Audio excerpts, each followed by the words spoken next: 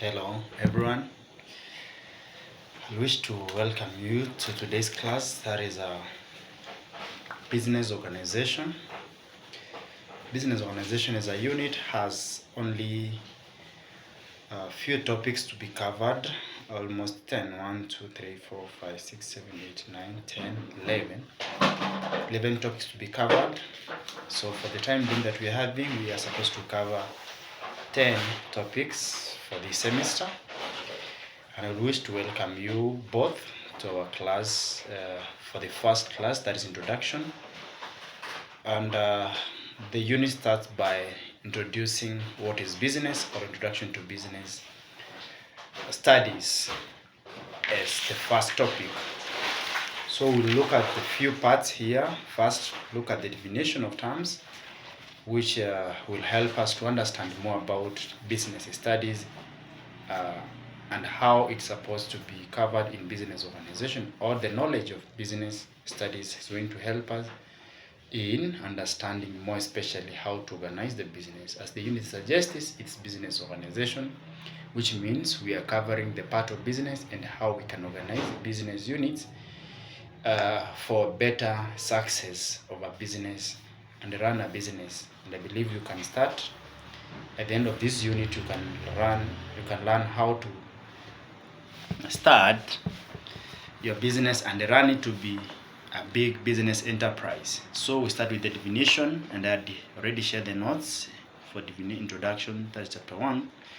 The first term is business. We are told that it is any activity that is carried out by an individual or an organization concerning provision of goods and services with a view of making a profit.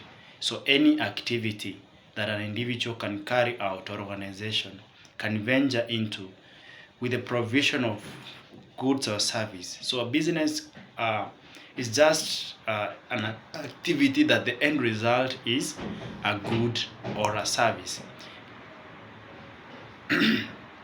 And we are doing all this, or that individual is performing that activity not to give it for free, but is doing it with the aim of making a profit. So if there is any other activity that you can engage yourself into and you don't have such an aim, then that cannot be termed a business activity. So if you are providing food for your family, or you are cooking food for your family, it can't amount to be called, it can't account to be called, or it doesn't qualify to be called a business activity. But if you are cooking for a hotel, for example, for sale, that means that becomes a business opportunity. It only turns out to be a business opportunity when the aim changes to be that of profit making. Then we have business studies. This is the study or examination of business activities. So the study of those activities that can lead to provision of goods and services with the aim of making a profit is known as now business study. So we are studying several activities that are aimed at making a profit, which are carried out by individuals or organizations. Then we have another term, which is goods. These are tangible items that can be touched or felt. Like, for example, I'm having my watch here. It's an item that we can touch, we can feel, we can see. It is known as a good, which was produced and of course sold to me. Then we have services. These are efforts that are given to efforts or acts or activities that may be sold in the market. Like now I am selling a service, that is teaching. A doctor is selling a service. A lawyer is offering a service, and all these services you are buying. A player who's playing in the field, yes, he's playing, he's entertaining you, so you are paying for watching the match. A singer is composing a song and writing and even singing the song on the stage. He's offering entertainment, as you are going to see actors also acting and making, of course, movies which we'll watch. So those acting is what we call services.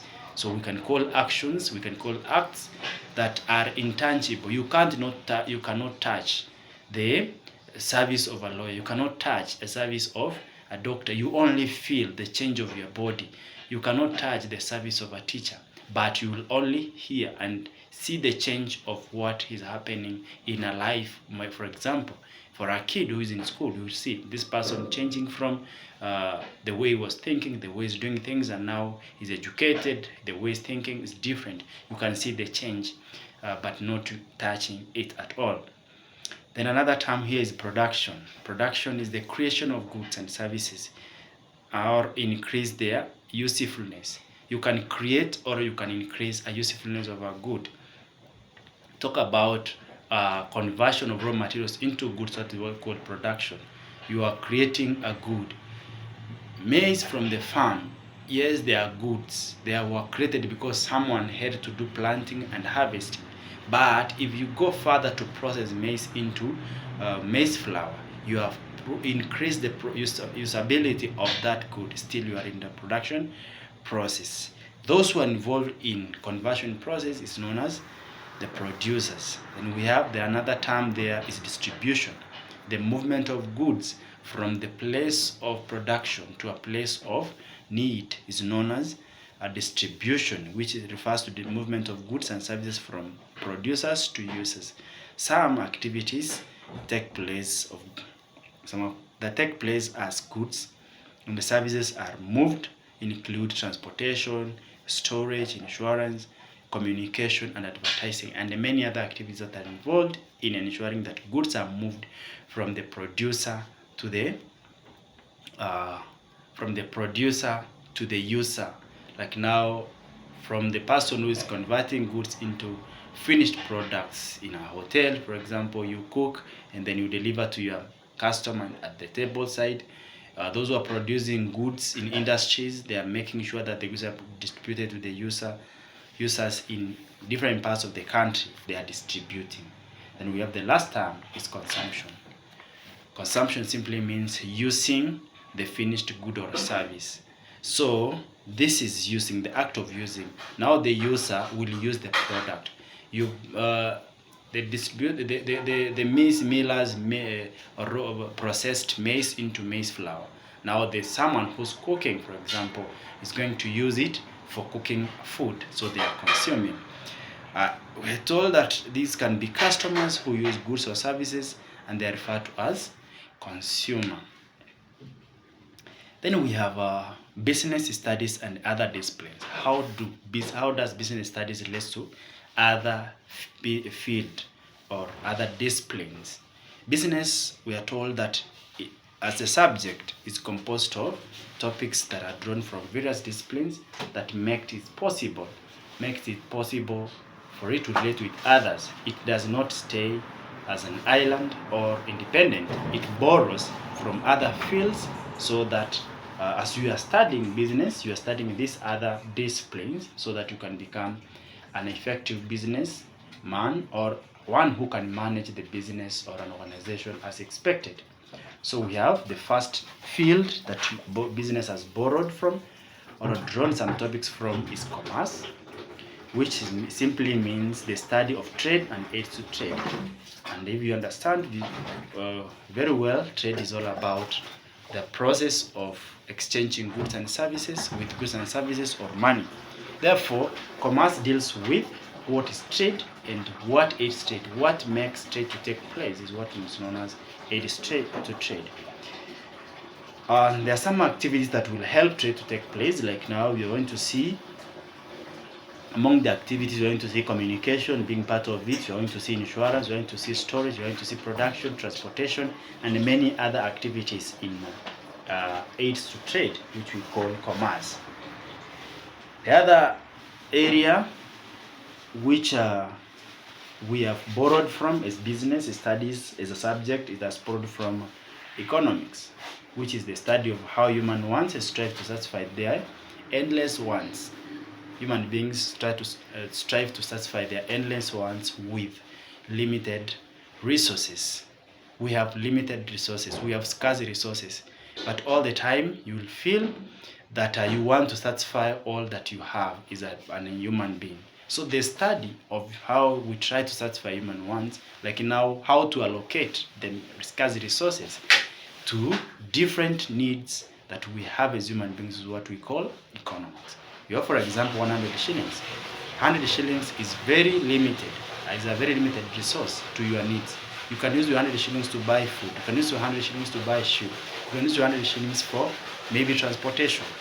But then, these 100 shillings cannot serve all these needs that we are having. We must decide on how to allocate this 100 on the rightful need or one that we have for us to satisfy that want. So, in this case, we study economics. But again, as a business person, you cannot satisfy what is not required by customers. So, in this case, we're learning business draws the concept of economics in its study to make sure that we are producing goods which are demanded by customers or consumers, and we can be able to see when customers are willing to spend on what product.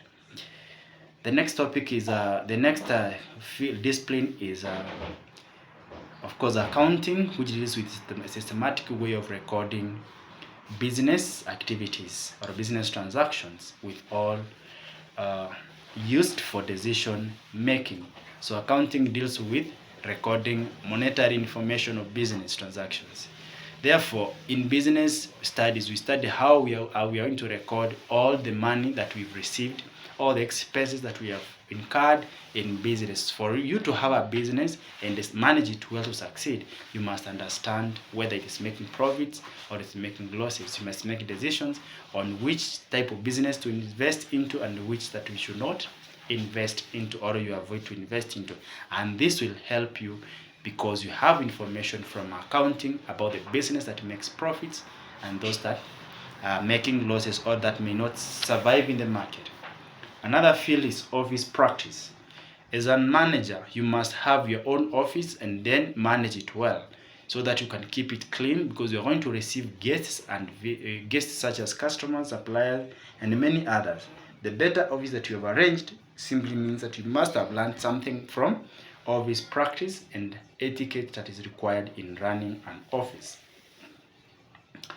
We have another field which we call entrepreneurship, the study of activities involved in the process of identifying business opportunity, acquiring necessary resources, and the study and the start and run a business. For one to have a business, you must have done entrepreneurship, which simply means identifying business activities. You must go out there as a business person, learn how business are done, identify different areas, for example, different needs that have not been satisfied by the existing businesses, so that you can tap into that business the idea and harmonize or we are told acquire necessary resources that is required for starting and running a successful business enterprise. Once you identify a business out there that is a gap that has not been satisfied by the existing businesses, now you start acquiring resources or mobilizing resources for that business. You mobilize labor that is required, you mobilize capital that is required, you mobilize other raw materials that is required for you to start that business, which is required. The person who does that is known as an entrepreneur. We have importance of studying business in an organization, in the society. So I will just take you through that very quickly. Importance number one, it assists learners and the members of class to acquire knowledge and awareness of their of business terminologies. So by learning business, you can be able to understand what are some of the business terminologies that are used in business. If you hear about a customer, what does that mean? If you hear about a seller, what does that mean? If you hear about a profit, what does that mean? If you hear about a supplier, a good, a service, all these are some of the business revenue, a cost. These are some of the terminologies that you can learn by understanding. You can be aware of by learning business. So it will assist the learners and the members of the society. So if you go to a society where business is taught, you can tell, people can hear and learn more about that. So learning business studies will help us to acquire such knowledge. Then it assists individuals to appreciate the role of business in the society. Like now we can appreciate the role of business that has done to our society. We have seen many. Without business, we may not have clothes, we may not have food, we may not have transportation services. But because of businesses, business people have brought a lot to the society. Goods which were not supposed to be there, but because of businesses, we actually have them and we are enjoying them. So we appreciate the role of business. It has educated many. It has provided quality goods. It has provided basic goods which maybe without business we couldn't have them. It has also led to even improvement of living standards. People are employed. So you can see a lot that the business has done. Therefore, learning business studies, you can be able to identify such importance of business in our society and appreciate them. Then we have also, it equips members of the society the knowledge and the skills necessary to start and run a business. So it equips people with knowledge that will help them to start a business. You may not go to school, you may not go to, you may not get employed by learning, but by learning business itself. I was told in high school that business is a technical subject, that it should help you actually immediately after you have learned something. And I think to some extent I embraced it, and I can tell I had some small businesses while I'm in high school. But still, knowledge of that high school business could have helped some of my friends, some of people, and they have started business and they are doing well. So learning business will help you to start business immediately. Entrepreneurial skills from business will help you to start and run business, and that means you can employ yourself and employ many. It makes members of the society to appreciate the need for good business management practices. So it also equips one to identify those good business practices, and it's possible that you can appreciate those businesses that are ethical, those businesses that are doing well, by ensuring that business management practices are upheld in the society. It assists in an individual. That's another benefit, to acquire self-discipline and a positive attitude towards work. So through business you can acquire those positive attitude about work, because some of the disciplines from business is that one should hard work pays, and we have seen it because that is one of the slogans of great business people. And therefore everything that you do will give you a result, and that ensures that you are always self-driven towards doing business. And because of that, individuals acquire a self-discipline that will help them to run the business, and also have that positive attitude, appreciate work, because without work, because we have a concept of economics which explains more about how human wants try to, of course, satisfy their wants with limited resources on their unlimited wants, which are never satisfied. But again, you're going to see here now business helping us to appreciate that even our 100 shilling that we have worked for, we can allocate it in the right direction or in the right channel. We cannot misuse it. We can value that resource that we are having. Then it enables an individual to understand the role of government in business. So it equips an individual with the abilities to promote cooperation in society through trade. So those who have abilities of business, like now entrepreneurship, we can use them to promote cooperation in society through trade. We can promote cooperation by trading what we are selling. Someone is producing and someone needs that product. So through business, we can be able to harmonize and unite these people to work together and ensure that the society as a whole has grown or has been developed. I can explain to number 8. We have 17. I can't explain all of them at once, but I can explain to number 8 because I know you cannot ask it any more than that, 5 or 6 to explain.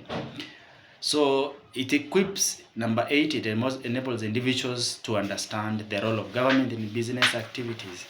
So learning business will help you to understand that the government also has a role to play in ensuring that business is doing well within a country. They have a huge role to ensure that individuals like consumers and producers are not exploited.